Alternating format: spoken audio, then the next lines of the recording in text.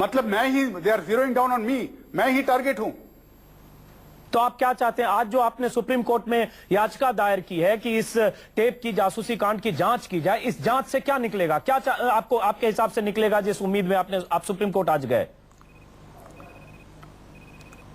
भाई मैं तो इस सिस्टम के अंदर जो 3 इंपॉर्टेंट चीजें हैं, द कॉन्स्टिट्यूशन ऑफ इंडिया और द जुडिशरी, ये 2 प्लेटफॉर्म पर जो देश चल रहा है आज, मैं हाईएस्ट कोर्ट के सामने खड़ा हूं।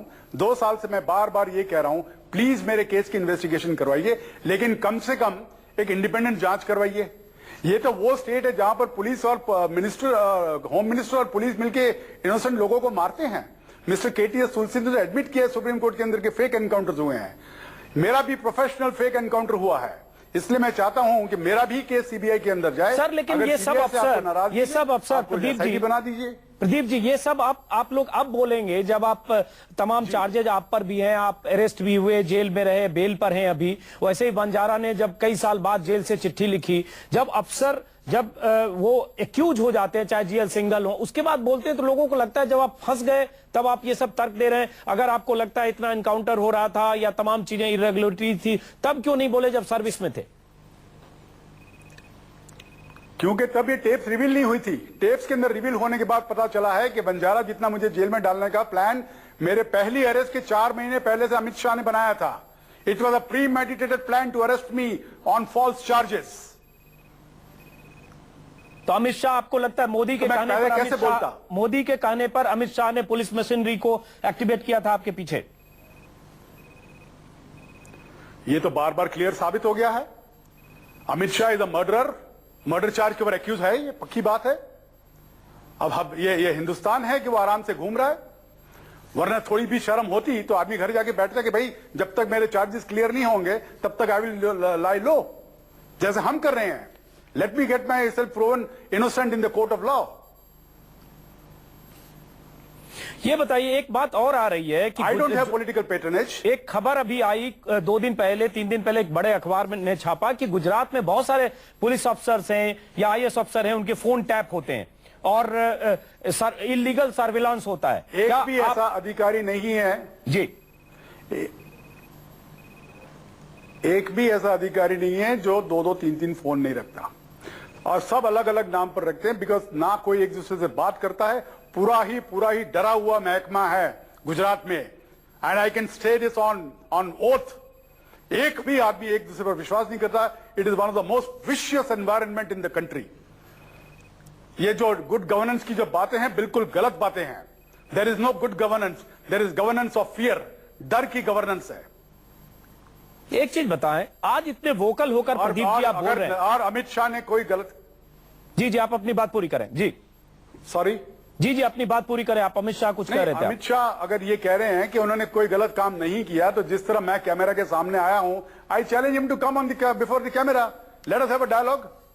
आज बुला लीजिए आप अमित शाह को या नरेंद्र मोदी को। ये एक सवाल प्रदीप जी मैं दर्शकों से एक बार आपकी तरफ से पूछता हूं। मुझे भी लगता है कि अगर नरेंद्र मोदी पर इतने आरोप लगे, अगर अमित शाह पर आरोप लगे, अगर जासूसी कांड का टेप सामने आया, उस टेप में जिस ढंग से एक लड़की का पीछा किया जा रहा है, जिस ढंग से उस पर निगरानी रखी जा रही है, यहां तक कि वो लड़की अपने घर में है तब भी निगरानी रखी जा रही है, सिनेमा हॉल, मॉल, एयरपोर्ट जहां भी जा रही है उसकी निगरानी रखी जा रही है उस लड़की की। और उसके बाद तर्क ये दिया जा रहा है बीजेपी नेताओं की तरफ से, वो लड़की खतरे में थी और उसकी सुरक्षा के लिए उसके पिता ने मोदी से अपील की थी, इसलिए मोदी के मौखिक आदेश पर तमाम पुलिस महकमा उस लड़की की सुरक्षा में लगा था, जो दरअसल सुरक्षा नहीं था, लड़की का पीछा था। क्योंकि उसमें इंटेलिजेंस ब्यूरो इन्वॉल्व था, उसमें एटीएस इन्वॉल्व था, उसमें क्राइम ब्रांच इन्वॉल्व था। और ये सब अमित शाह के कहने पर, उनके इशारे पर आईपीएस अफसर जीएल सिंघल कर रहे थे और वो टेप सार्वजनिक रूप से है। इस पर हम कई दिन से चर्चा भी कर रहे हैं। प्रदीप शर्मा, एक सवाल और उठता है प्रदीप जी कि आपके भाई कुलदीप शर्मा गृह मंत्रालय में सलाहकार हैं। अप्रैल 2013 में उनकी नियुक्ति हुई। कहा जा रहा है कि सरकार से उनके अच्छे रिश्ते हैं, जाहिर है तभी सलाहकार हैं। और ऐसे समय में जब कांग्रेस मोदी के खिलाफ हथियार खोज रही है, ऐसे समय में अचानक आपका इस तरह से सामने आना, कल जो बात कांग्रेस नेता ने अहमदाबाद में कही, मोदी और उस लड़की के करीबी रिश्ते की बात, आज आपने यहां याचिका में दी, तो टाइमिंग पर सवाल खड़े हो रहे हैं और आपकी मंशा पर सवाल खड़े हो रहे हैं। सबसे पहले एक बात बताइए, ये टेप्स को लीक हुए कितना टाइम हुआ? 1 वीक। जी, लास्ट फ्राइडे को लीक हुआ। पोस्ट ने किया। जब तक मैं मेरे लीगल पेपर्स एक एफिडेविट फाइल नहीं करता, मैं कैसे बोलता?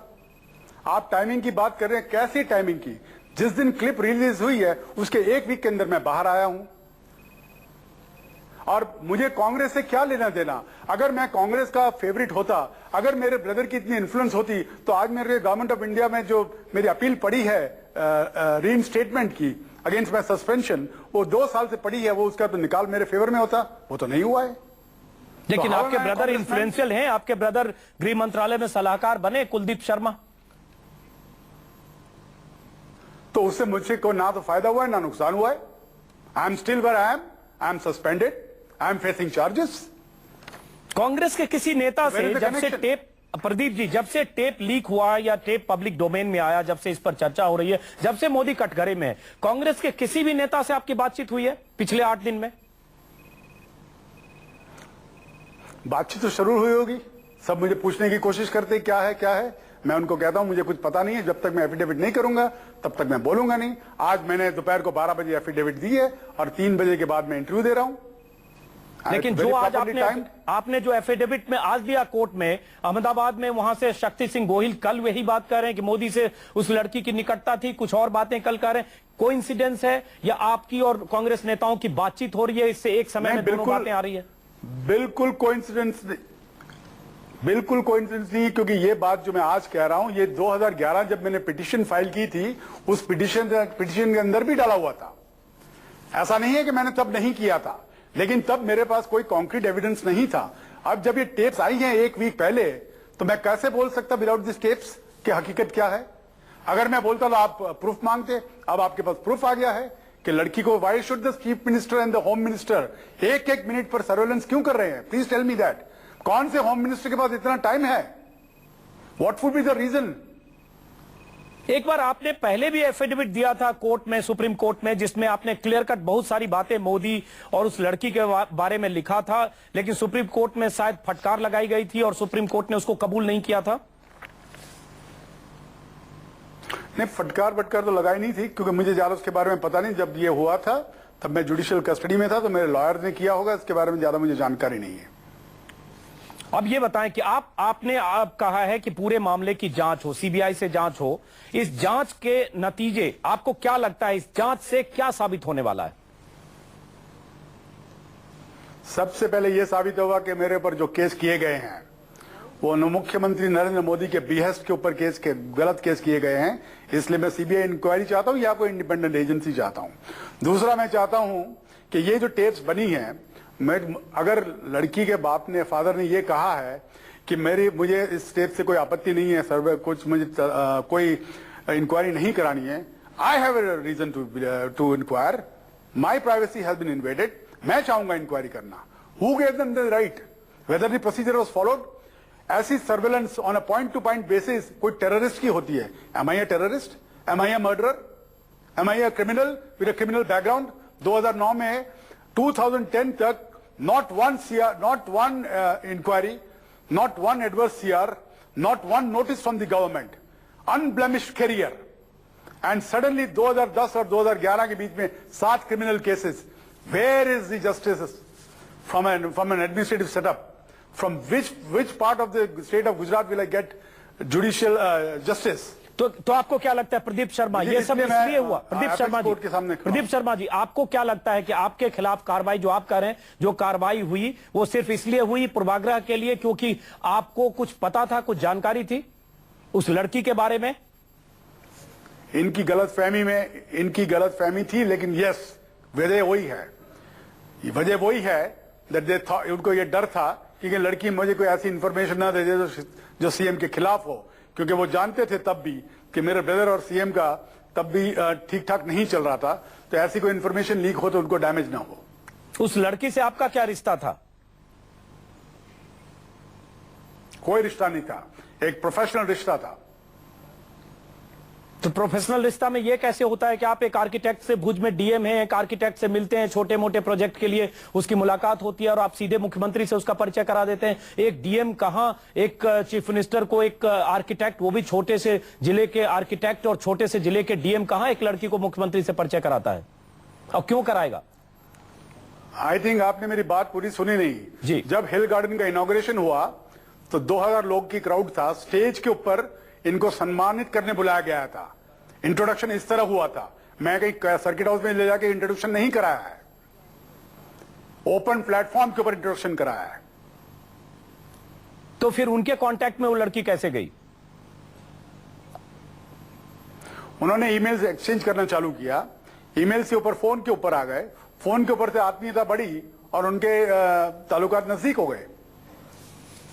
आखिरी बार उस लड़की से आपकी कब बात हुई है? हाल के दिनों में यह बात आ रही है कि जो उनके पिता ने, उस लड़की के पिता ने महिला आयोग को चिट्ठी लिखी है, उसमें जो एड्रेस है, जिस एड्रेस से चिट्ठी लिखी गई है कि मैं नहीं चाहता कि इस मामले की जांच हो और मेरी बेटी को पता था कि सर्विलांस है, तमाम तरह की बातें उनके पिता ने लिखी है। उस एड्रेस पर उनके पिता नहीं रहते हैं, जो भी एड्रेस है उस एड्रेस पर वो परिवार नहीं रहता है। आप उस लड़की से आखिरी बार आपका संपर्क कब था? जिस दिन मुझे पहली बार अरेस्ट किया 6 जनवरी 2010 और पुलिस कस्टडी में जब भुज ले गए तो शाम को करीब 7 साढ़े 7 बजे उस लड़की के माता पिता मेरे लिए खाना लेकर आए थे और जब मैं खाना खा रहा था उन्होंने फोन जोड़ा और उस लड़की के साथ मेरी बात कराई और आर्किटेक्ट ने मुझे ये कहा कि मैं सीएम से बहुत नाराज हूं, ये उन्होंने क्या किया है मैं उनको पूछूंगी, ये कैसे कर सकते हो। तो मैंने उसको जवाब दिया कि उत्तेजित होने की जरूरत नहीं है, ये मेरी लड़ाई है, मैं लड़ूंगा। उस वक्त मुझे पता नहीं था कि लड़ाई की वजह वो है। उस वक्त मैं ये समझ रहा था कि बिकॉज ये जितने फेक एनकाउंटर केस खुल गए हैं इसमें मेरे ब्रदर का हाथ हो सकता है, उसकी वजह से सीएम शायद हम पर नाराज है। लेकिन ये जो अभी जो टेप्स बाहर आई है उससे दूध का दूध पानी का पानी क्लियर हो गया है।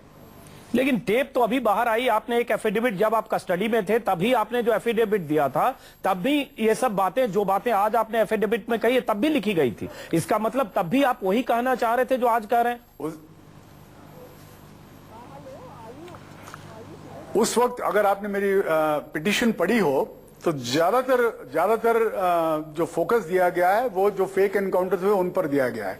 चूंकि अमित शाह के जो खास गिने चुने अधिकारी हैं, अभय चुड़ासमा, वंजारा, मिस्टर सिंगल, इन सब लोगों सब जो जेल में जाने की शक्यता थी या जेल में थे, उस सिलसिले में मुझे ऐसे एहसास हुआ था कि शायद अमित शाह ने चाहेगा कि मुझ पर प्रेशर आए ताकि मेरा ब्रदर जरा कूल ऑफ करे। और दूसरी बात जब मैं पहली बार जेल में गया तब मुझे यह भी पता चला करीब 3, 4, 5, 8 महीने के बाद कि कुछ क्लिप की बात हो रही है। अब मुझे समझ नहीं आ रही थी कौन सी क्लिप की बात कर रहे हैं। तब अचानक मुझे याद आया कि शायद ये उस क्लिप की बात हो रही है जिसके बारे में मैंने फोन पर 3-4 लोगों से चर्चा की। इसलिए मैंने जरूरी समझा कि अब इसको तो पेपर पर लाना पड़ेगा, इसलिए मैंने पिटीशन में उसको डाला। लेकिन वो पार्ट 2 था, अब वो मेरे लिए मेन पार्ट हो गया है। तो आपको लगता है किसी क्लिप का अंदेशा था, इसकी वजह से आपके खिलाफ कार्रवाई हुई? जी हाँ। अब सवाल उठता है कि उस लड़की के पिता ने कहा है कि वो किसी तरह का जांच नहीं चाहते। जो सर्विलांस में जो कॉल डिटेल्स हैं और जो कन्वर्सेशन है उसके बहुत सारे हिस्से हमने पढ़े हैं। उस हिस्से में लड़की कहां जा रही है, क्या कर रही है, मॉल में जा रही है, किससे मिल रही है, कैसे एयरपोर्ट पे जा रही है, एयरपोर्ट पे जाने मत दो, मुंबई फ्लाई मत करने दो, घर में क्या कर रही है, तमाम बातें हमने बहुत सारे हिस्से, उसके अंश, कई पैराग्राफ जो उसमें, काफी देर तक जो बातें वो हमने सुनी है। अब सवाल उठता है कि उस बातचीत में उस लड़की पे सर्विलांस, उसका पीछा साबित हो रहा है, फिर आपको क्या चिंता है? आप क्यों चाहते हैं उस जांच से आप कैसे बेदाग साबित हो सकते हैं? उससे क्या निकलेगा जिससे आप बेदाग हो जाएंगे? वो आपके डिफेंस में वो जासूसी टेप की जांच जो आप चाहते हैं वो कैसे है? मैं आपको पहले कह चुका हूं, ये जो अमित शाह का स्टेटमेंट है कि जितना समय वंजारा जेल में रहा है उतना समय इसको जेल में रखना है, ये एक प्री